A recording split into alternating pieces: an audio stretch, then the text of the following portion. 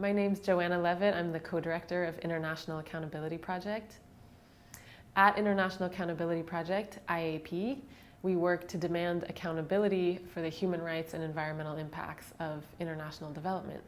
Development-induced displacement, it's also sometimes called involuntary resettlement, is essentially the forced eviction en masse of entire communities or villages or urban neighborhoods to make way for projects that have been declared as development.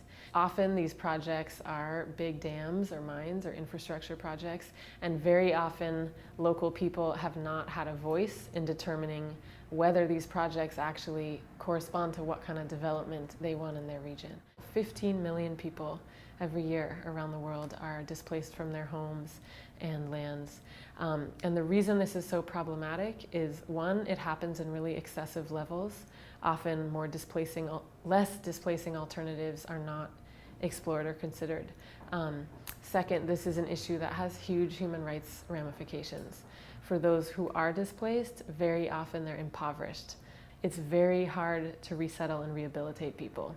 Most often, people who get forced out of their homes and lands end up losing assets, losing access to livelihood, losing all the things that they were going to pass on to the next generation, and it creates new intergenerational poverty. I remember the day at IAP that I thought, we need to start getting video up in the mix here.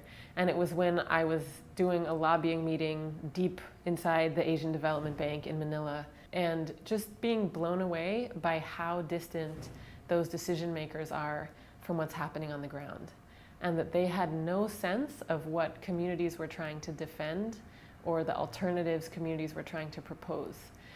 And in the development debate, it's very easy to fall in a dichotomy of either you want development or you don't. You want progress and this mine and steel processing plant, or keep being a poor farmer and get out of the way. And what we really need to have is a much more nuanced debate about what should development really mean? Who benefits? Who's losing out right now? What are ideas for development that really honors and promotes human health, human education, human well-being, environmental sustainability?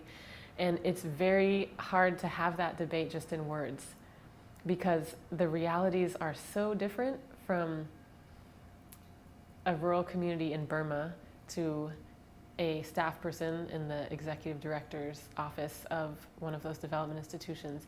You need video, you need imagery, you need creative use of arts and multimedia to broaden the debate and to step beyond just the usual politically entrenched positions people have. People need to be moved by the beauty of what communities are trying to defend.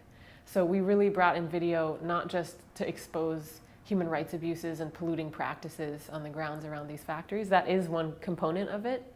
And we do want to use video as evidence sometimes in processes around harm created by development projects. But I think even more what IAP and many of our partners are moved by is the idea of using it to lift up what people do want and what people are working to defend, and to help broaden international understanding of what development can be.